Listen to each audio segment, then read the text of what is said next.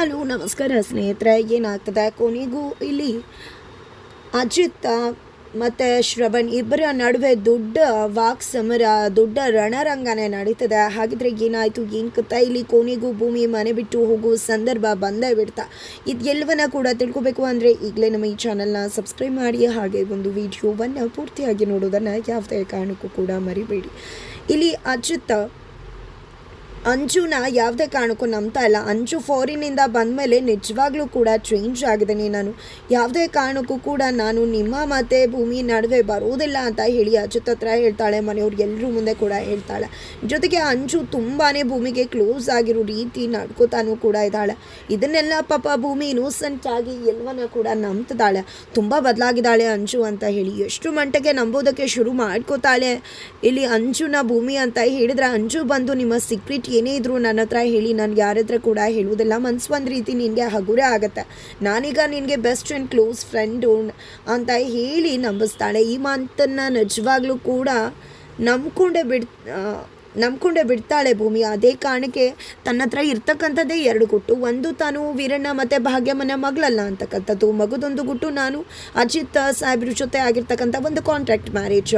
ಈ ಒಂದು ವಿಷಯವನ್ನು ಹೇಳೇ ಬಿಡೋಣ ಅಂತ ತೀರ್ಮಾನ ಮಾಡ್ಕೋತಾಳೆ ಭೂಮಿ. ಆ ಒಂದು ವಿಷಯವನ್ನು ಇನ್ನೇನೇ ಹೇಳಬೇಕು.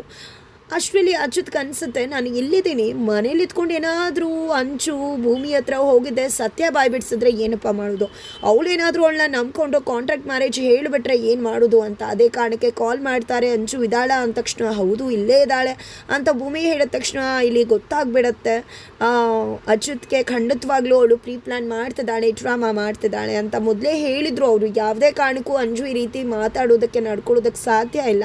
ಅವಳೊಬ್ಳು ತುಂಬಾ ಸೆಲ್ಫಿಶ್, ತನಗೆ ಬೇಕಾಗಿರೋದನ್ನು ಸಾಧಿಸೋಕೆ ಏನು ಬೇಕಿದ್ರೂ ಮಾಡ್ತಾಳೆ ಅಂಥವಳು ಇಷ್ಟು ಬದಲಾಗೋದು ಅಸಾಧ್ಯ ಅಂತ. ಅದೇ ರೀತಿಯಾಗಿ ಇಲ್ಲಿ ಅಂಜು ನಡ್ಕೋತಾ ಇರೋದ್ರಿಂದ ಇಲ್ಲಿ ಅಜಿತ್ ಯಾವುದೇ ಕಾರಣಕ್ಕೂ ಯಾವುದೇ ಗುಟ್ಟನ್ನು ಕೂಡ ನೀನು ಅವಳ ಹತ್ರ ಹೇಳಬಾರ್ದು, ನಮ್ಮ ಕಾಂಟ್ರಾಕ್ಟ್ ಮ್ಯಾರೇಜ್ ವಿಷಯನ ಕೂಡ ಹೇಳಬಾರ್ದು ಅಂತ ಹೇಳ್ತಾರೆ.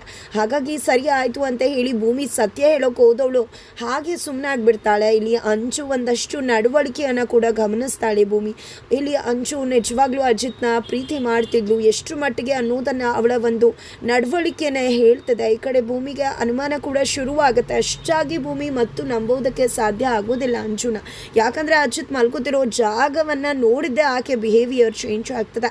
ಇತ್ತ ಕಡೆ ಅಶ್ವಿನಿಗೂ ನಂಬೋಕ್ಕಾಗ್ತಿಲ್ಲ. ಯಾಕಂದರೆ ದೇವಿಯಾನಿ ಬ್ಲಡ್ ಆಕೆ ಮೈಯಲ್ಲಿ ಹರಿತಿರೋದು. ದೇವಿಯಾನಿ ಅಂಥ ಖತರ್ನಾಕ್ ಲೇಡಿ ಹೊಟ್ಟೆಲಿ ಇಷ್ಟು ಒಳ್ಳೆ ಮಗಳು ಹುಡೋಕೆ ಹೇಗೆ ಸಾಧ್ಯ? ಖಂಡಿತವಾಗ್ಲೂ ಇಲ್ಲಿ ಅಂಜು ಬೇರೆದೇ ಏನೋ ಪ್ಲ್ಯಾನ್ ಮಾಡ್ತಿದ್ದಾಳೆ ಅಂತ ಅನ್ನಿಸ್ತದೆ ಅಂತ. ಬಿಕಾಸ್ ಈ ಮನೆಗೆ ಅಶ್ವಿನಿ ಬಂದದ್ದು ಅಜಿತನ್ನ ಮದುವೆ ಆಗಬೇಕು, ಇಡೀ ಆಸ್ತಿಯನ್ನು ಹೊಡಿಬೇಕು ಅಂತ. ಆದರೆ ಕಥೆಯಲ್ಲಿ ಭಾರಿ ಟ್ವಿಸ್ಟ್ ಕೊಟ್ಟರು, ರಾಣ ಮಗಳೇ ಅಶ್ವಿನಿ ಅಂತಕ್ಕಂಥದ್ದು ಅಂತ.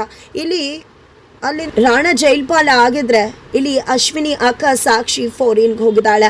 ಹಾಗಾಗಿ ಇಲ್ಲಿ ಅಶ್ವಿನಿ ತನ್ನ ತಂದೆಯನ್ನು ಜೈಲಿಗೆ ಕಳಿಸಿದಂಥ ಅಜಿತ್ ಇಡೀ ಕುಟುಂಬವನ್ನು ಸರ್ವನಾಶ ಮಾಡಬೇಕು ಅಂತ ಹೊಂಚಾಕಿ ಕೂತ್ಕೊಂಡಿದ್ದಾಳೆ. ಅತ್ತ ಕಡೆ ಸತ್ಯಣ್ಣ ಕೂಡ ಜೈಲಿಂದ ರಿಲೀಸ್ ಆಗಿದ್ದಾರೆ, ಬೇಲ್ ಮೇಲೆ ಆಚೆ ಬಂದಿದ್ದಾರೆ. ಭೂಮಿನೇ ಅವ್ರಿಗೆ ಬೇಲ್ ಕೊಡಿಸಿದ್ದಾಳೆ. ನಿಜವಾಗ್ಲೂ ಸತ್ಯಣ್ಣಂಗೆ ತನ್ನ ಬಗ್ಗೆ ತನಗೆ ಕೋಪ ಆಗ್ತದೆ.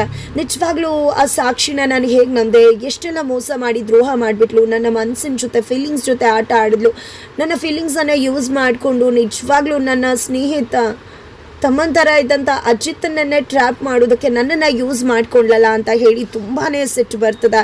ಅವಳ ಜೊತೆ ಕಳೆದಂಥ ಒಂದಷ್ಟು ಕ್ಷಣಗಳನ್ನ ನೆನಪು ಮಾಡ್ಕೊತಿದ್ದಾರೆ. ಇಷ್ಟೆಲ್ಲ ಆದರೂ ಕೂಡ ಇಲ್ಲಿ ಸತ್ಯಣ್ಣಂಗೆ ಆ ಒಂದು ನೆನಪುಗಳಿಂದ ಹೊರಗಡೆ ಬರೋದು ತುಂಬ ಅಂದರೆ ತುಂಬ ಕಷ್ಟ ಆಗ್ತದೆ.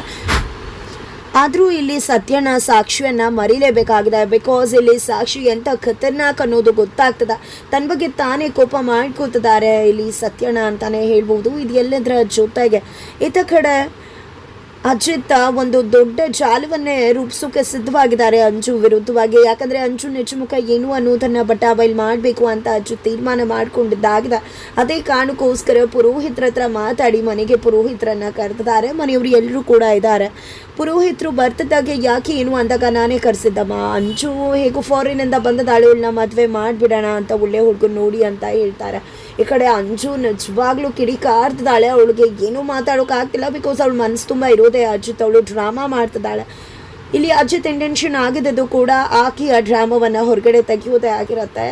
ಇಲ್ಲಿ ಮದುವೆ ಮಾತುಕತೆ ಮಾಡ್ತಿದ್ದಾಗ ಸೈಲೆಂಟಾಗೇ ಇರ್ತಾಳೆ ಅಂಜು. ಒಂದಷ್ಟು ಫೋಟೋ ತೋರಿಸ್ತಾರೆ. ಈ ಒಂದು ಫೋಟೋ ನೋಡು ಅಂತ ಹೇಳಿ ಅಂಜುಗೆ ತೋರಿಸ್ತಿದ್ದಾಗೆ ಒಂದು ಫೋಟೋ ತೊಗೋತಾಳೆ, ಹರಿದು ಬಿಸಾಡ್ತಾಳೆ. ನಾನು ಯಾವುದೇ ಕಾರಣಕ್ಕೂ ಕೂಡ ಅಚ್ಯುತ್ನ ಬಿಟ್ಟು ಬೇರೆ ಯಾರನ್ನು ಮದುವೆ ಆಗೋಕ್ಕಾಗೋದಿಲ್ಲ ಅಂತ ದೊಡ್ಡ ರಣರಂಗವನ್ನೇ ಮಾಡಿಬಿಡ್ತಾಳೆ.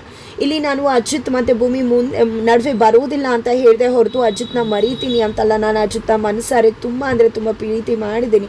ಅಚ್ಯುತ್ ನನ್ನ ಮನಸ್ಸು ತುಂಬ ತುಂಬಿಕೊಂಡಿದ್ದಾರೆ. ಅವನನ್ನು ಬಿಟ್ಟು ಬೇರೆ ಯಾರನ್ನೂ ಕೂಡ ಮರೆತು ಮದುವೆ ಆಗೋಕ್ಕೆ ಸಾಧ್ಯ ಇಲ್ಲ. ಬಟ್ ನಾನು ಭೂಮಿ ಮತ್ತು ಅಚ್ಯುತ್ ನಡುವೆ ಬರಲ್ಲ ಅಂತ ಹೇಳಿ ತುಂಬ ಚಂದ ಡ್ರಾಮಾನ ಕೂಡ ಮಾಡ್ತಾಳೆ. ಅಂಚು ಕೋಪ ಮಾಡಿಕೊಂಡು ರೂಮ್ಗೆ ಕೂಡ ಹೋಗ್ಬಿಡ್ತಾಳೆ. ಕೊನೆಗೂ ಭೂಮಿಗೆ ಶಾಕ್ ಆಗುತ್ತೆ, ಅಚ್ಯುತ್ ಹೇಳಿದಾಗೆ ಆಯ್ತಲ್ಲ ಅಂತ. ನಂತರ ಅಂಚು ಹತ್ರ ದೇವಿಯಾನೇ ಹೋಗ್ತಾಳೆ. ಯಾಕಮ್ಮ ಇದು ನೀನು ನೋಡಿದ್ರೆ ಬಂದಾಗ ಭೂಮಿ ಅಂತ ಭೂಮಿ ಹಿಂದೆ ಸುತ್ತುತ್ತಿದ್ದ ಅಚ್ಯುತ್ ಭೂಮಿ ನಡುವೆ ಬರಲ್ಲ ಅಂದರೆ ಇವಾಗ ನೋಡಿದ್ರೆ ಈ ರೀತಿ ನಾಡ್ಕೋತಿದ್ಯಲ್ಲ ಅಂತ ಕೇಳ್ತಿದ್ದಾರೆ. ಅದು ಹಾಗಲ್ಲ ಮಮ್, ನಿಜವಾಗ್ಲೂ ಕೂಡ ನಾನಿದೆಲ್ಲ ಮಾಡಿದ್ದೆ ಅಚ್ಯುತ್ಗೆ ಇಂಪ್ರೆಸ್ ಮಾಡಬೇಕು ಅಂತ. ಅಚ್ಯುತ್ಗೆ ಈ ರೀತಿ ಮೇಲ್ಬಿದ್ದು ಹೋದರೆ ಇಷ್ಟ ಆಗೋದಿಲ್ಲ, ಹಾಗಾಗಿ ಈ ರೀತಿಯಾಗಿ ಹೋದರೆ ಅವನಿಗೆ ಹತ್ರ ಆಗ್ಬೋದೇನೋ ಅಂತ ಹೇಳಿ ನಾನು ಈ ರೀತಿ ನಡ್ಕೊಂಡೆ ಅಂದಾಗ ನೀನೇನು ಯೋಚನೆ ಮಾಡಬೇಡ ಮಗಳೇ, ಖಂಡಿತವಾಗ್ಲೂ ಅಚ್ಯುತ್ ಜೊತೆ ನಿನ್ನ ಮದುವೆ ಮಾಡಿಸೋದು ನನ್ನ ಜವಾಬ್ದಾರಿ. ಬಟ್ ನೀನು ಏನು ಮಾಡಬೇಕು ಹೇಳು, ನನಗೆ ಹೇಳ್ದಾಗ ಕೇಳಬೇಕು ಅಷ್ಟೇ, ಅದನ್ನು ಬಿಟ್ಟು ಬೇರೆ ಏನೂ ಕೂಡ ಮಾಡೋಕ್ಕೆ ಹೋಗಬಾರ್ದು ಅಂತ ದೇವಿಯಾನೇ ಹೇಳ್ಕೊಡ್ತಾರೆ. ತದನಂತರ ಆತ ಕಡೆ ಅಚ್ಯುತ್ ಹತ್ರ ಭೂಮಿ, ಅಯ್ಯೋ ಅದು ಎಂಥ ಅಂಚನ ನಾಟಕ ಮಾಡ್ತಾಳೆ ಯಪ್ಪ, ಅವಳ ಮಹಾನಟಿ ಅವಳು ನಾಟಕಕ್ಕೆ ನಾನು ಫಿದಾ ಆಗಿಬಿಟ್ಟು ಎಲ್ಲ ನಂಬ್ಕೊಂಡ್ಬಿಟ್ಟಿದ್ನಲ್ಲ. ನಿಜವಾಗ್ಲೂ ನೀವು ಹೇಳಿದಾಗೆ ಸಾಹೇಬ್ರೆ ಖತರ್ನಾಕಿದಾಳೆ ಅಂಚು ಅಂತ ಹೇಳ್ತಿದ್ದಾರೆ. ನನ್ನ ಮಾತು ಎಲ್ಲಿ ಕೇಳ್ತೀಯ ನೀನು ಅಂತ ಹೇಳ್ತಾರೆ. ಜೊತೆಗೆ ಇಲ್ಲಿ ಸತ್ಯಣ್ಣನ ವಿಷಯ ಕೂಡ ಬರುತ್ತೆ. ಸತ್ಯಣ್ಣಂಗೆ ಕಾಲ್ ಮಾಡಿದ್ದೆ ಮನೆಗೆ ಬನ್ನಿ ಅಂತ ಹೇಳಿದೆ. ಅವ್ರಿಗೆ ಅಚ್ಯುತೆ ಕರೆದಿದ್ದಾನೇನೋ ಅಂತ ಅನಿಸಿ ಅಚ್ಯುತ್ ಕರೆದ್ನ ಅಂತ ಕೇಳಿದ್ರು. ಅವ್ರ ಮನ್ಸಿಗೆ ಬೇಜಾರು ಆಗಬಾರ್ದು ಅಂತ ಹೇಳಿ ನೀವೇ ಕರೆದಿತ್ತು ಅಂತ ಹೇಳಿಬಿಟ್ಟೆ ಅಂತ ಭೂಮಿ ಹೇಳ್ತಾಳೆ. ಈ ಕಡೆ ಅಚ್ಯುತ್ ಸತ್ಯನನ್ನು ತುಂಬ ಮಿಸ್ ಮಾಡ್ಕೋತಿದ್ದಾರೆ. ಈ ಕಡೆ ಭೂಮಿ ಅದು ಹೇಗೆ ನಾಟಕ ಮಾಡ್ತಾರೆ ಮನಸ್ಸಲ್ಲಿ ಇಟ್ಕೊಂಡು ಒಂದು ಹೊರಗಡೆ ಒಂದು ಅಂದಾಗ ನಾನೇ ಮಾಡ್ತಿಲ್ವಾ ಅಂತ ಇಲ್ಲಿ ಅಚ್ಯುತ್ ಹೇಳ್ತಾರೆ. ಬಿಕಾಸ್ ಸಾಹಿತ್ಯನ ಮನಸ್ಸಲ್ಲಿ ಇಟ್ಕೊಂಡು ನಿನ್ನ ಜೊತೆ ಇಷ್ಟು ಮಟ್ಟಿಗೆ ಬಿಹೇವ್ ಮಾಡ್ತಿದ್ದೀನಿ ಗಂಡನಾಗೆ, ಅದೇ ರೀತಿ ಸತ್ಯ ನನ್ನ ವಿಷಯದಲ್ಲಿ ಮೇಲ್ಕೋಪ ತೋರಿಸ್ತಿದ್ದೀನಿ, ಮನಸ್ಸಲ್ಲಿ ತುಂಬಾ ಗೌರವ ಪ್ರೀತಿ ಇದೆ ಅನ್ನೋ ಅರ್ಥದಲ್ಲಿ ಇಲ್ಲಿ ಅಚ್ಯುತ್ ಅವರು ಮಾತಾಡ್ತಾರೆ. ಸತ್ಯನನ್ನು ತುಂಬಾ ಅವರು ಕೂಡ ಮಿಸ್ ಮಾಡ್ಕೋತಿದ್ದಾರೆ. ಆ ಕಡೆ ಸತ್ಯನ ಕೂಡ ನನ್ನಿಂದ ದ್ರೋಹ ಆಯಿತು ಅಂತ ಹೇಳಿ ತುಂಬ ನೊಂದ್ಕೋತಿದ್ದಾರೆ. ಇತ್ತ ಕಡೆ ಅಶ್ವಿನಿ ಅಂಚು ಹತ್ರ ಬಂದಿದ್ದೆ, ನೋಡು ನಾನು ನಿನ್ನ ಮತ್ತು ಅಚ್ಯುತ್ನ ಒಂದು ಮಾಡೋಕ್ಕೆ ಏನು ಮಾಡಬೇಕು ಆ ಪ್ಲ್ಯಾನ್ ಹೇಳ್ಕೊಡ್ತೀನಿ ಅಂದಾಗ ನಾನು ನಿನ್ನನ್ನು ನಂಬೇಕಾ? ಖಂಡಿತವಾಗ್ಲೂ ನೀನು ನನಗೆ ಪ್ಲ್ಯಾನೇ ಹೇಳ್ಕೊಡ್ತೀಯ. ನೀನು ಅವತ್ತೇ ಮದುವೆ ಅದಕ್ಕೆ ಹೋದವಳು, ನೀನು ನನ್ನನ್ನೇ ಪ್ರಜ್ಞೆ ತಪ್ಪಿಸಿ ಅಂತ ಅಂಜು ಹೇಳಿದಾಗ ಅವತ್ತು ನನಗೆ ನಿನ್ನ ಬಗ್ಗೆ ಕೆಟ್ಟ ಭಾವನೆ ಬರಬಾರ್ದು ಅನ್ನೋದಿತ್ತು ಅಷ್ಟೇ.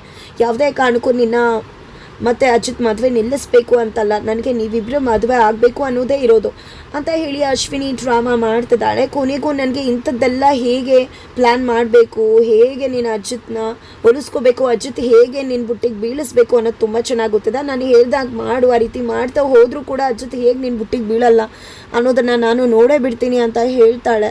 ಸರಿ ಅಂತ ಅಂಚು ಕೂಡ ಒಪ್ಕೋತಾಳೆ. ಕೊನೆಗೂ ಇಲ್ಲಿ ಅಶ್ವಿನಿ ಅಂಚುನ ಯೂಸ್ ಮಾಡಿಕೊಂಡು ತನ್ನ ಕೆಲಸ ಮಾಡ್ಕೊಳ್ಳೋಕ್ಕೆ ಮುಂದಾಗ್ತಿದ್ದಾಳೆ. ಈ ಕಡೆ ಅಚ್ಯುತ್ ಬರ್ತಿದ್ದಾಗೆ ಇಲ್ಲಿ ಅಂಚುನ ಜಾರ್ ಬೀಳೋ ರೀತಿ ಮಾಡಿಸ್ತಾಳೆ. ಅದೇ ರೀತಿಯಾಗಿ ಅವ್ರು ಅಂದ್ಕೊಂಡಾಗೆ ಅಚ್ಯುತ್ ಬಂದು ಇಟ್ಕೋತಾರೆ. ಕಣ್ಕಣ್ಣ ಸಲಿಗೆ ಆಗುತ್ತೆ. ಅಶ್ವಿಲ್ ಭೂಮಿ ಬಂದಿದ್ದೆ ನನ್ನ ಕಂಡ ಏನು ಇಟ್ಕೊಂಡು ನಿಂತಿದ್ಯಲ್ಲ ಹಾಗೆ ಹೀಗೆ ಅಂತ ಹೇಳಿ ಅಂಚು ವಿರುದ್ಧ ಜೋರು ಮಾಡ್ತಾಳೆ, ಬೈತಾಳೆ ಕೂಡ.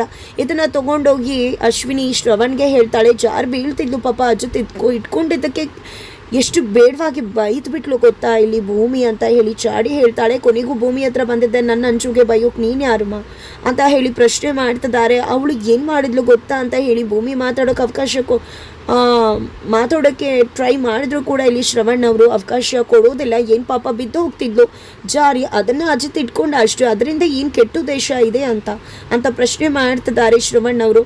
ಜೊತೆಗೆ ಇಲ್ಲಿ ಅಂಚು ನನ್ನ ಮಗಳು, ಅವಳು ವಿಷಯವಾಗಿ ನೀನು ಈ ರೀತಿ ನಡ್ಕೊಂಡ್ರೆ ಯಾವುದೇ ಕಾರಣಕ್ಕೂ ನಾನು ಸುಮ್ಮನಿರಲ್ಲ ಅಂತಿದ್ರೆ, ಇಲ್ಲಿ ಭೂಮಿ ನನ್ನ ಹೆಂಡತಿ ಅವಳ ವಿಷಯವಾಗಿ ನಡ್ಕೊಂಡ್ರೆ ನಾನು ಸುಮ್ಮನಿರಲ್ಲ ಅಂತ ಅಚ್ಯುತ್ತ ಹೆಂಡತಿ ಪರ ಬ್ಯಾಟಿಂಗ್ ಮಾಡ್ತಿದ್ದಾರೆ. ಹಾಗಿದ್ರೆ ಏನಾಗುತ್ತೆ ಮುಂದೆ ತಿಳ್ಕೊಬೇಕು ಅಂದರೆ ಮುಂದಿನ ವೀಡಿಯೋಗೆ ವೇಟ್ ಮಾಡೋದನ್ನು ಮರಿ.